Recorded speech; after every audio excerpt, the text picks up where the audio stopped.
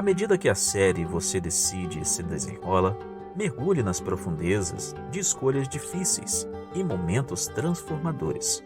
Cada subtema nos leva a explorar as encruzilhadas da vida, onde a decisão se torna um farol em meio à escuridão.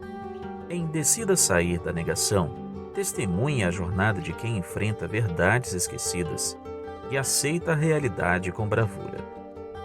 Em Decida Entregar, descubra como a entrega pode desbloquear caminhos escondidos e abrir portas para um novo começo. Decida Confessar nos mostra que a confissão pode ser uma ponte para a redenção, uma oportunidade de cura através da vulnerabilidade. Em Decida Perdoar, presencie o poder transformador do perdão, onde as correntes do passado são quebradas, libertando corações e almas. Decida Crescer nos lembra que o crescimento requer coragem para abraçar mudanças, mesmo quando o caminho é desconhecido. A jornada para Decida Ser Transformado nos convida a mergulhar profundamente em nós mesmos, abraçando a evolução pessoal com coragem e determinação. E em Decida Compartilhar a Sua Cura, vemos como nossas histórias de superação podem inspirar outros a encontrar a esperança. Você Decide é mais do que uma série. É um convite para explorar, questionar, aprender e, acima de tudo, escolher. Porque em cada momento, em cada encruzilhada, a decisão está em suas mãos. Prepare-se para uma jornada emocionante de autodescoberta e transformação. A série Você Decide começa agora. Amém. A série Você Decide começa agora. 8 mensagens, como você acabou de ver, de assistir, que falaremos sobre a decisão. Meus irmãos e irmãs, a cada momento das nossas vidas, nós somos levados a tomar algum tipo de decisão. Não é verdade? A gente decide casar, decide qual curso fazer, a gente decide se vai entrar ou não em algum lugar, decidimos se vamos sair ou não de casa, decidimos tantas coisas. Deus nos permite tomar muitas decisões, porque, na verdade, o nosso Deus, Ele não nos fez como marionetes. Não há umas cordas aí, né, que a gente fica assim igual aqueles bonecos, onde Deus fica controlando, né, com aquelas cruzetazinhas. Não, nós não somos marionetes nas mãos do Senhor.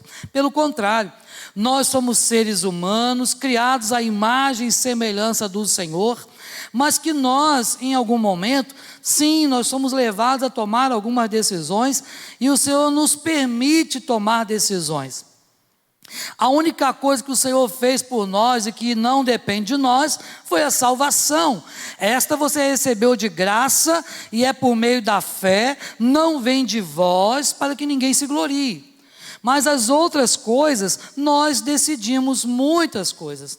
Então, nesse tempo que vamos passar aqui, nessas próximas 8 semanas, contando com hoje, nós teremos essa série de temas e subtemas para nós trabalharmos justamente sobre decidir ser livre, sair da negação, decida entregar a sua vida, entregar o melhor para Deus, decida perdoar, decida crescer, decida ser transformado, decida compartilhar aquilo que Deus fez na sua vida.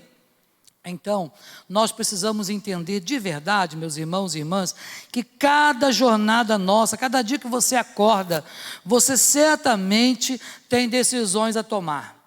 A partir do momento que você acordou, você já tem decisão para ser tomada. Pense se não é assim no seu dia a dia. Você decide fazer muitas coisas. Mas nesta noite eu quero deixar para você pensar justamente nesse primeiro tema: decida ser livre. A palavra de Deus, lá na carta do apóstolo Paulo aos Gálatas, nós leremos alguns versículos, 3 basicamente, do capítulo 5. O primeiro versículo diz assim: para a liberdade foi que Cristo nos libertou. Permanecei, pois, firmes e não vos submetais de novo a jugo de escravidão. Depois no versículo 13 diz assim: porque vós, irmãos, fostes chamados à liberdade, porém não useis da liberdade para dar ocasião à carne. Sede antes servos uns dos outros pelo amor. Agora o versículo 16: digo, porém, andai no Espírito, e jamais satisfareis a concupiscência da carne. Amém. Meus irmãos e minhas irmãs, o apóstolo Paulo, ele escreveu por várias vezes, em várias de suas cartas, esta palavrinha chamada concupiscência. Uma palavra difícil até de ser falada, né? Parece um pouco assim de quebra-língua, né? E a gente acaba tendo que falar devagar para não errar. A concupiscência, principalmente, que Paulo vai falar, sobre a concupiscência da carne, sobre a concupiscência dos olhos. A Bíblia nos diz que se os teus olhos forem bons, todo o teu corpo será luminoso. Mas se os teus olhos forem maus, todo o teu corpo estará em trevas. Então é muito importante nós cuidarmos daquilo que nós estamos fazendo no mundo que nós vivemos. Por quê? Porque de tudo Deus vai pedir contas. Foi isso que Salomão nos ensinou, não é? Falou na época para os jovens, dizendo o quê? Jovens, andam pelo caminho que satisfaz o teu coração, que agrada, aos teus olhos. Saiba, porém, que de todas estas coisas, Deus te pedirá contas. Então o Senhor sempre vai nos pedir conta. A gente tem já um ditado popular, não é, que já é comum de se falar entre nós, entre o povo, diz assim: olha, uma hora a conta chega, não é isso? Uma hora a conta chega. Não cuidou da saúde, uma hora a conta chega, não é isso? Comprou e não consegue pagar mais do que você poderia, uma hora a conta chega. Então, uma hora a conta chega também no que diz respeito à nossa vida com Deus. Uma hora Deus irá pedir contas. Então o texto que nós lemos diz que Cristo nos chamou para viver uma vida de liberdade, e que nós precisamos urgentemente fazer uma escolha, sabe, de cura na nossa vida, uma escolha que vai gerar cura para a nossa vida hoje, e essa escolha chama-se escolha por liberdade. Escolher ser livre das amarras, das coisas que nos prendem. E meus irmãos e irmãs, quantas coisas ainda têm nos prendido ao nosso velho homem, à nossa velha natureza? A Bíblia nos diz que as coisas velhas já passaram. Aí eu pergunto, será que passaram? Eis que tudo se fez novo. Será que realmente na nossa vida tudo se fez novo? Precisamos sim pensar em como está a nossa vida diante do Senhor. Porque de verdade o Senhor quer nos transformar. Ele mudou a nossa história. Nós nascemos de novo. E aqueles que nasceram de novo são nova criatura. Agora passamos a ser filhos do Altíssimo, filhos de Deus. Não mais nós somos aqui ligados neste mundo, mas agora estamos ligados no céu. Meus irmãos e irmãs, nós precisamos estar ligados no céu, nas coisas do alto. Tiago vai dizer que eu tenho que pensar nas coisas do alto. O apóstolo Paulo, escrevendo aos Filipenses, diz que eu tenho que pensar em tudo que é bom, puro, amável, de boa fama, que tenha virtude, para que então eu possa realmente agradar ao meu Deus. Meus irmãos e irmãs, fomos chamados para a liberdade. Mas infelizmente muitos usam essa liberdade para dar ocasião ao pecado, à carne. Não, eu já sou salvo. Durante muito tempo, alguns crentes presbiterianos, e aí eu vou falar só de nós, né, porque não precisamos falar de ninguém, mas alguns crentes presbiterianos se escondiam atrás da doutrina da predestinação, para poder dizer assim: posso fazer o que eu quiser, porque eu já fui salvo, fui escolhido.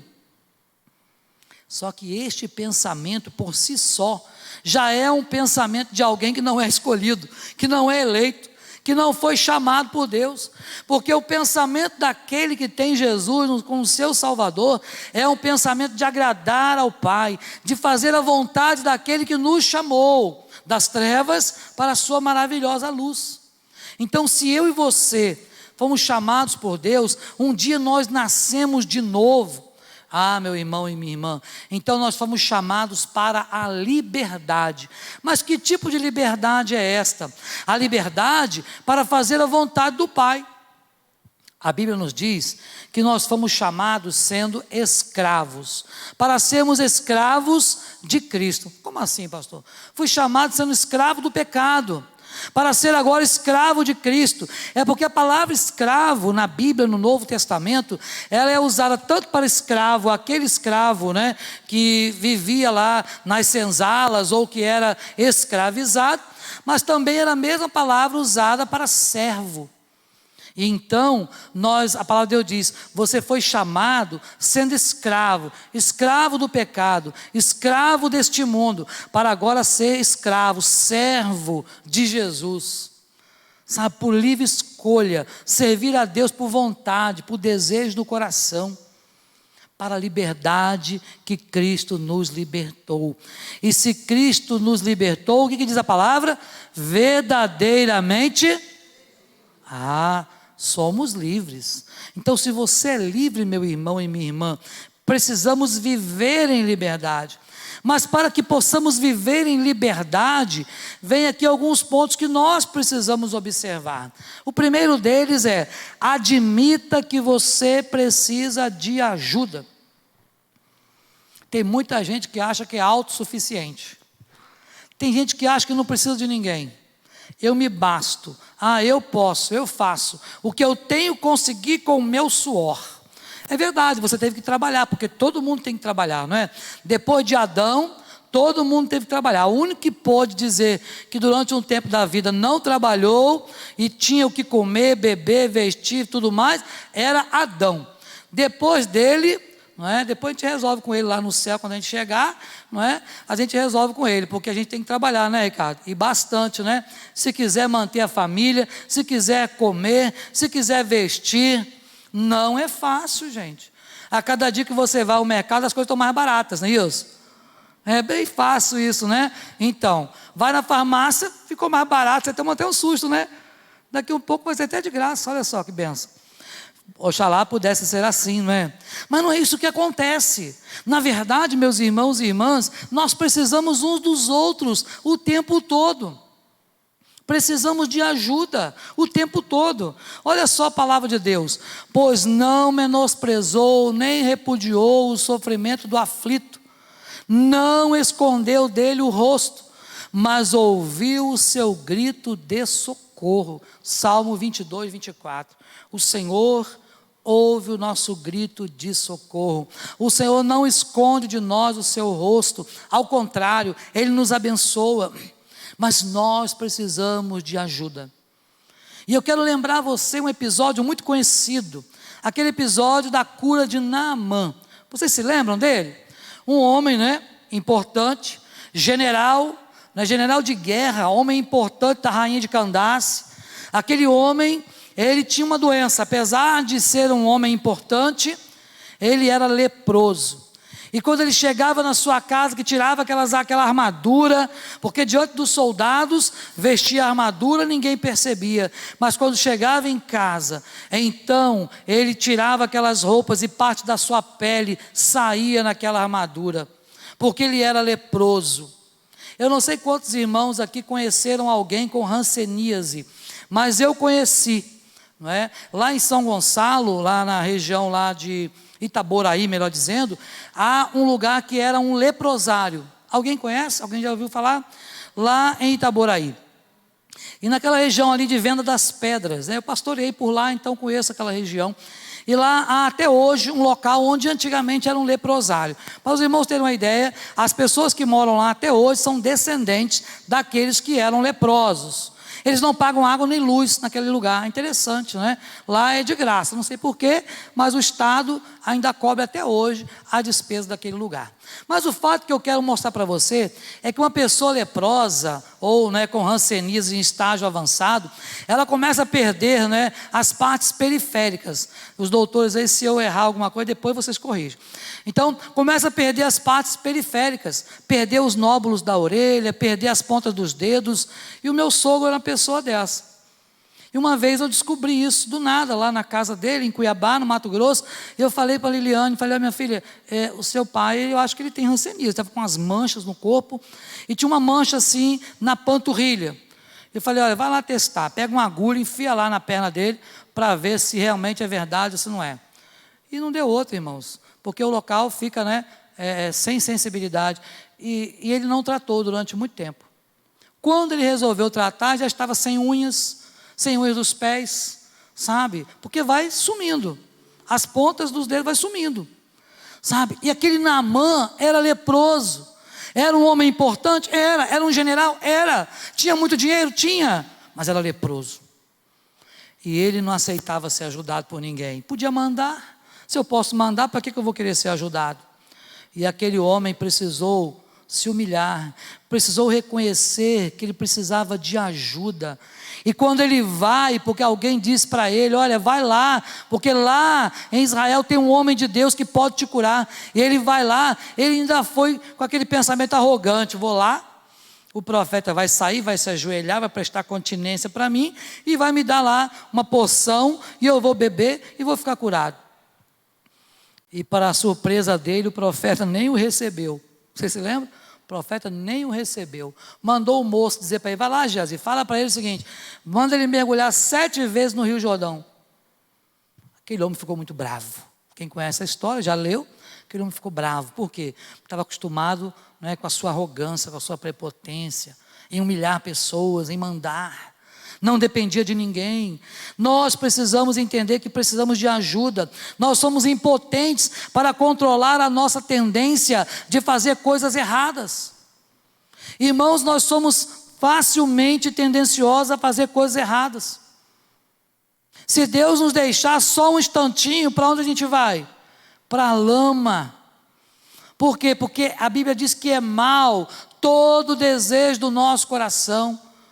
Nós não podemos ter nada de bom em nós se não fosse a ação do Espírito Santo. O homem sem Deus, o ser humano natural sem Deus, é incapaz de desejar ou de fazer alguma coisa que agrade a Deus. Olha o que diz a palavra, Provérbios 29, 23. O orgulho pode significar o seu fim, mas a humildade irá prepará-lo para as honras. Naamã precisou mergulhar 7 vezes no rio podre. Um rio que era muito pior do que o que ele tinha lá em Abana e Farfar.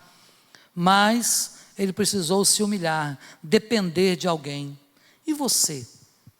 Já se acostumou a depender de alguém? Tem gente que não gosta de depender de ninguém. Tem crente que não gosta.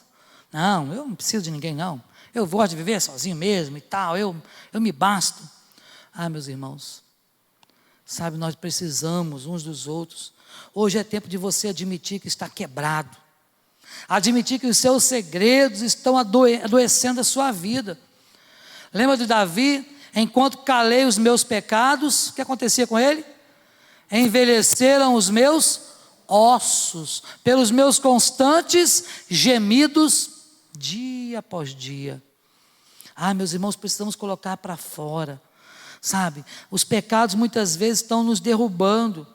O orgulho está nos mantendo presos às coisas da vida, sabe? Ao invés de dependermos da graça de Deus, precisamos depender mais da graça de Deus.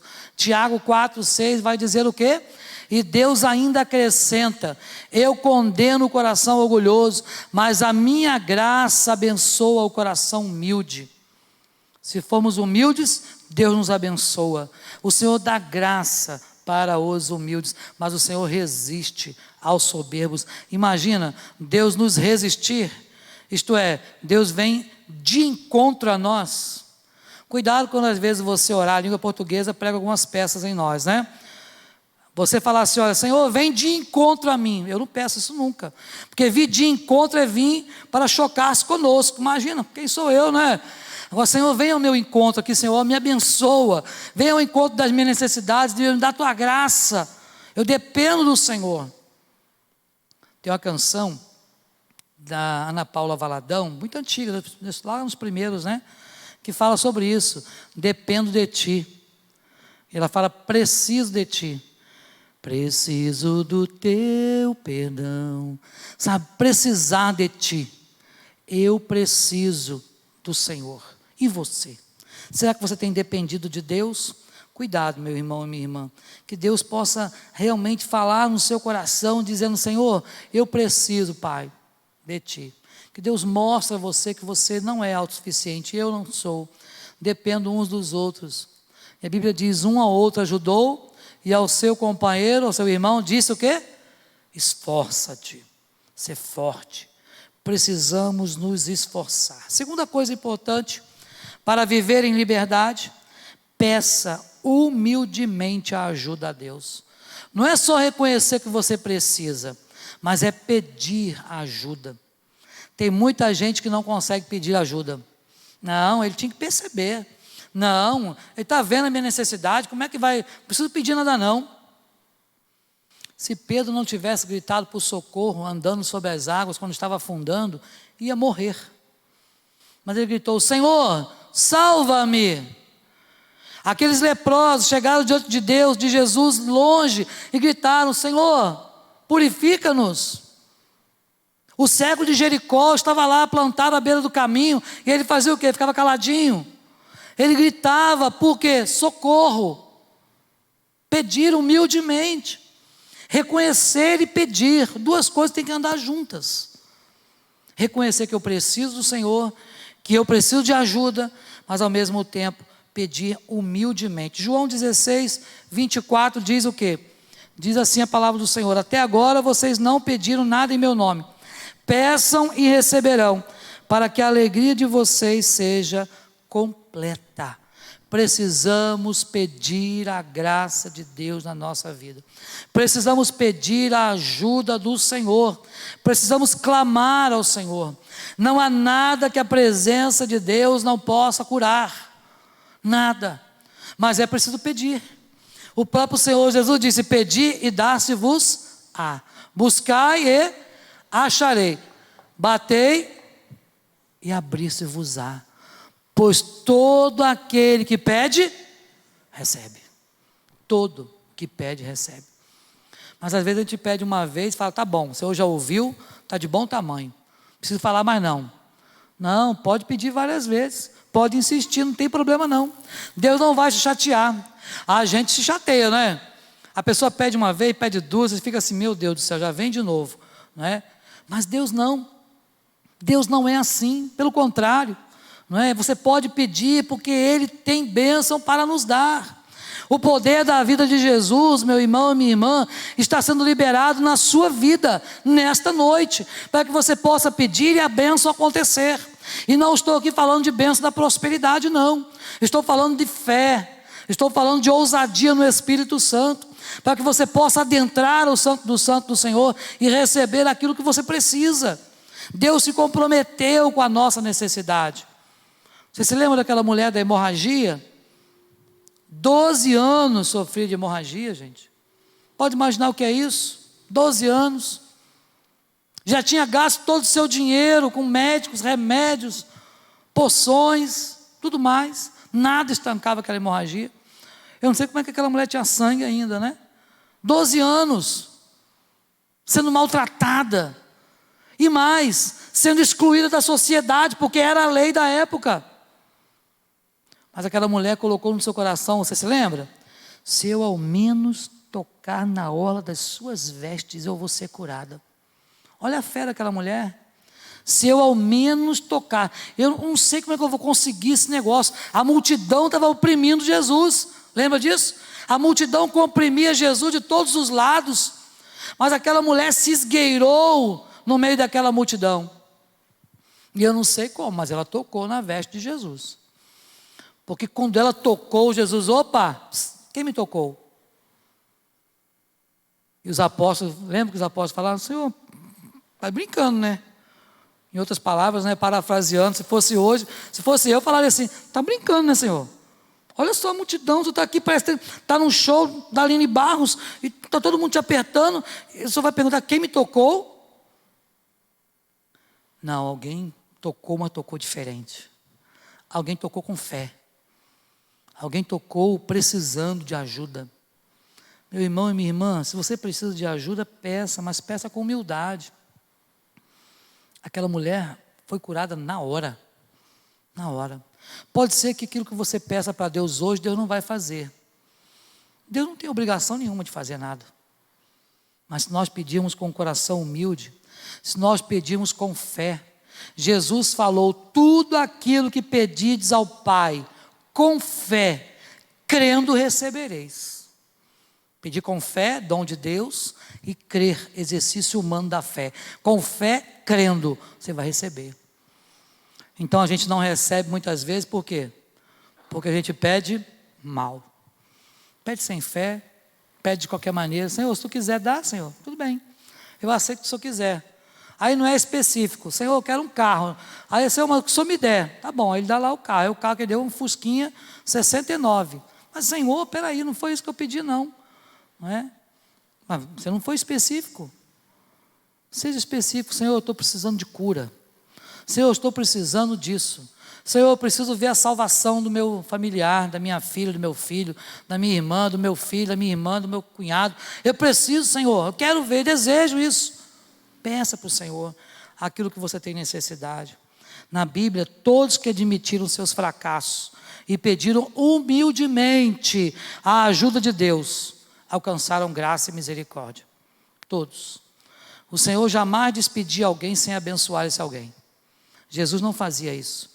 Deus não deixa sem ajuda ninguém que chega com um coração humilde diante dele, implorando a sua graça. Isaías 58:9 nos diz, então quando vocês orarem, o Eterno responderá, vocês clamarão por ajuda, e eu direi, estou aqui, ou aqui estou.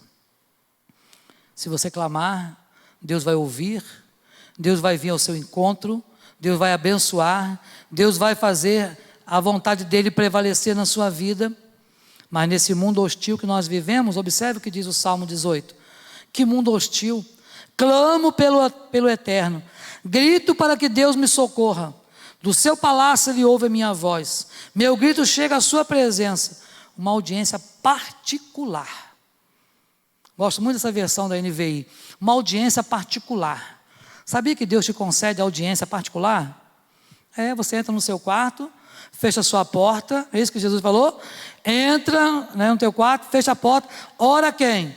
Ao teu Pai que está em secreto, audiência particular. Você fala direto com Deus, mas não é pelo WhatsApp, Deus não recebe WhatsApp, não é pelo Facebook, não é para nada disso. É com 2 joelhos no chão mesmo, ou sentado na beira da sua cama, se você não pode ajoelhar, não tem problema. Mas você ali, né, com o coração contrito diante do Pai, e Deus realmente nos abençoa. Para viver em liberdade, então, precisamos admitir que você precisa de ajuda. Precisamos pedir humildemente a ajuda do nosso Senhor, mas também precisamos aceitar humildemente a ajuda de outras pessoas. Aceitar a ajuda do próximo, dos irmãos. Não, se não for de Deus, se Deus não vier pessoalmente me abençoar aqui, eu não vou aceitar. Aí Deus manda várias pessoas para te abençoar e você não quer, porque o coração está duro. Não quero depender de ninguém, Deus vai me abençoar. Meu irmão e minha irmã, Deus tem várias formas de nos abençoar. Uma delas é usar um irmão, é usar uma irmã.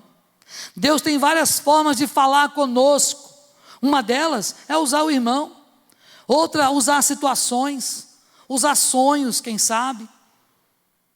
Mas é preciso que você possa ter humildade para aceitar a ajuda.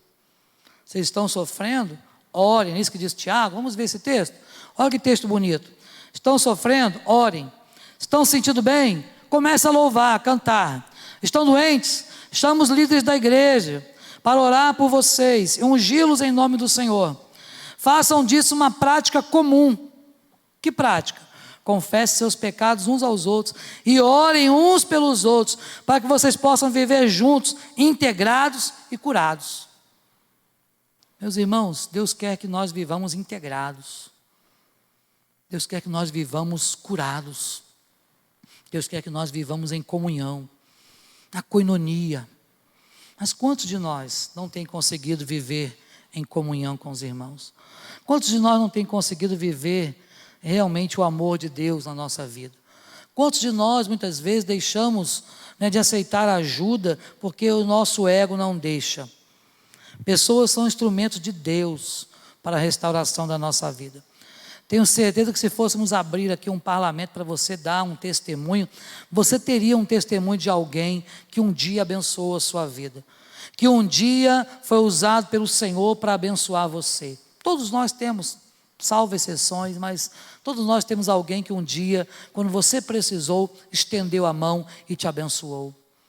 Ah, meu irmão e minha irmã, nós precisamos aceitar com humildade, porque Deus pode estar usando instrumentos. A Bíblia nos diz assim, olha, alguns, sem saber, acolheram anjos em sua casa.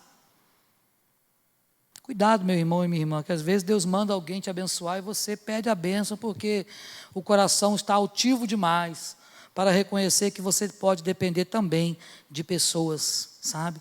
Deus se utiliza de pessoas às vezes improváveis para ajudar no processo de libertação de tudo aquilo que nos aprisiona. Lembra do apóstolo Paulo, quando ele ficou cego? Ele ficou cego, lá em Damasco, naquela região lá, e de repente Deus fala o que para Ananias? Ananias, vai lá, porque o meu servo Saulo está clamando. Eu? Sai fora, meu Deus, estou fora desse negócio, aquele homem é muito mau. Olha só, ele tinha que abençoar uma pessoa, e ele se sentia a pessoa menos provável naquele momento, porque na verdade ele sabia o que Saulo poderia fazer, se ainda não tivesse convertido. Poderia mandar matá-lo, prendê-lo, mas Deus falou, vai lá, porque o clamor dele subiu até a minha presença. Vai lá. Sabe, Deus usa às vezes as coisas menos prováveis, as pessoas menos prováveis, para provar para nós que nós dependemos da graça de Deus e que também nós precisamos uns dos outros, irmãos. Ninguém é autossuficiente em nada. O valor de alguém que deseja viver uma vida de liberdade em Cristo Jesus está em aceitar humildemente a ajuda daqueles que estão ao seu redor.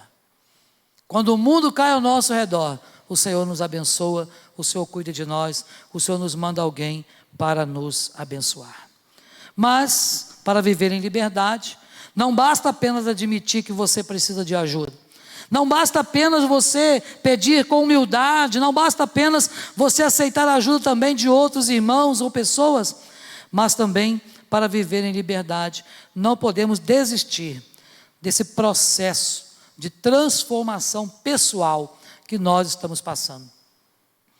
A santificação é um processo. Sabiam disso? Começou no dia em que Cristo entrou no seu coração. No dia em que Jesus chamou você, para você ser agora um filho, uma filha dele, neste dia, iniciou na sua vida um processo chamado santificação. Deus começou a podar as arestas. Eu vou tirar aquelas músicas mundanas da sua vida. Estou cortando aqui. Eu vou tirar aqueles filmes pornográficos que você via. Eu vou tirar aquela mentira dos seus lábios que você era mentiroso. Eu vou tirar aquele jogo do bicho que você fazia. Eu vou tirar aquela loteria esportiva que você jogava. E Deus começa a tratar o seu coração. É um processo de libertação. É um processo de santificação. Eu vou tirar aqueles lugares errados que você frequentava. Vou colocar você agora frequentando lugares que me agrada. É um processo de santidade. Meus irmãos, tem muito crente flertando com o mundo. Pense nisso. Tem muito crente flertando com o diabo, achando que não vai acontecer nada. Uma hora a casa cai, sabe? Nós precisamos buscar a santificação. Não desista desse processo. E processo não é algo que acontece de um dia para a noite. Demora tempo. Sabe? Para alguns, demora anos, mas qual é o tempo de cada processo? De quando você creu em Jesus, até o dia que Ele te chamar à sua presença, com a morte, ou se Jesus voltar para buscar a sua igreja. Se Jesus voltasse agora, o seu processo se finalizaria. Se Jesus nos chamar daqui a pouco à sua presença, findou o processo. Você está pronto. Mas é preciso passar pelo processo. Não desista do processo. Filipenses 1,6. Nunca tive a menor dúvida de que o Deus que começou esta grande obra em vocês, irá preservá-los e conduzi-los a um final grandioso, no dia em que Cristo Jesus se manifestar. Deus que começou a boa obra é fiel para completá-la em nós. E esse processo pode demorar um pouco, mas nós precisamos ser perseverantes nesse processo, porque esse processo nos torna cada vez mais semelhantes a Cristo. Esse processo, nós vamos ficando mais parecidos com Jesus. Lemos hoje pela manhã, fomos crucificados com Cristo. E agora então o nosso ego não ocupa mais o primeiro lugar. Pouco me importa parecer justo ou ter um bom conceito entre vocês, disse o apóstolo Paulo. Não estou mais tentando impressionar Deus. Agora Cristo vive em mim. Olha só, a vida que vivo não é minha, mas é vivida pela fé no Filho de Deus, que me amou e se entregou por mim. E eu não volto mais atrás. Irmãos, não podemos voltar atrás. A Bíblia diz que quem tem posto a mão no arado não pode olhar para trás. Porque se olhar para trás, pode virar uma estátua de sal. Aquela mulher, ela tinha tudo para ser abençoada, mas ela estava presa às coisas do mundo, de Sodoma e de Gomorra. Olhou para trás, virou uma estátua de sal. Pastor, isso é verdade? É verdade. Está na palavra de Deus. Porque ela estava presa aos rudimentos desse mundo. Meu irmão, peça a Deus para te libertar das coisas desse mundo, para se tornar mais semelhante a Cristo. Ser transformado é tão importante no processo de cura, através da escolha de liberdade que você tem. Então você vai se tornando mais semelhante a Cristo. Você será mais sensível à dor dos outros. Olha o processo de santificação na sua vida. Você vai olhar para os outros, vai se compadecer dos outros. Agora não é mais você que vive, mas é Cristo que vive em você. Então, Cristo, quando Ele olhava a multidão, você se lembra? O Senhor olhava para a multidão e se compadecia dela. Jesus tinha empatia com o problema do outro. Às vezes nós estamos vendo os problemas, não estamos nem aí. Sabe? Passamos de largo. Lembra lá da parábola do samaritano? Pois bem, aquele menos provável passou e ajudou aquele homem que estava lá caído, semi-morto. Precisamos ser mais sensíveis. 2 Coríntios 1, 3 e 4 diz: todo louvor ao Deus e Pai de nosso Senhor Jesus, o Messias, Pai de toda misericórdia, Deus de toda cura e restauração. Ele está ao nosso lado quando passamos por momentos difíceis, e antes que percebamos, Ele nos leva para o lado de alguém que também está sofrendo, para que possamos ajudar aquela pessoa, assim como Ele nos ajudou. Meus irmãos e irmãs, não há ninguém que não possa ajudar outra pessoa. Não há ninguém tão autossuficiente que não precise ser ajudado, e não há ninguém tão sem condições que não possa ajudar a outro. Precisamos nos tornar mais sensíveis. Precisamos ser um canal do poderoso Deus, sabe? Um canal poderoso para abençoar vidas que estão ao nosso redor. Libertação é você se submeter de bom coração à disciplina de Deus. Precisamos ser libertos daquilo que nos leva para o mundo. Precisamos deixar aquelas amarras que antes nos aprisionavam, para viver uma vida agora que agrade ao Senhor. Isso é libertação. Por último, meu irmão e minha irmã, creia que em Jesus, como seu único libertador. Para viver em liberdade, precisamos crer em Cristo Jesus, como o único e suficiente Salvador da nossa vida. João 8, 31 e 32 nos diz: então Jesus dirigiu a palavra aos judeus que diziam crer nele: se vocês permanecerem comigo, vivendo o que eu ensino, sem dúvida são meus discípulos. Então irão experimentar a verdade, e a verdade vos libertará. Se você, meu irmão e minha irmã, já experimentou a verdade, então você já foi liberto. E uma vez liberto, se pois o Filho vos libertou, verdadeiramente você está livre. Então agora, viva pela fé no Filho de Deus. Quando eu e você cremos em Jesus como o único libertador da nossa vida, então nós seremos empoderados a viver uma vida de ressurreição, onde o pecado já não terá domínio sobre vós, porque não estáis mais debaixo da lei, e sim da graça. Romanos capítulo 6 nos fala sobre isso. Então hoje, esta leve e momentânea tribulação vai produzir na sua vida, meu irmão e minha irmã, um eterno peso de glória, acima de toda comparação. A vida pode até machucar, mas Deus cura. Deus cura. A vida pode ser difícil, mas Deus está com braços estendidos, mão estendida para te abençoar. E é isso que o profeta Isaías disse: eis que a mão do Senhor não está encolhida, que Ele não possa salvar, nem surdo o seu ouvido, que Ele não possa ouvir a oração que se fizer neste lugar.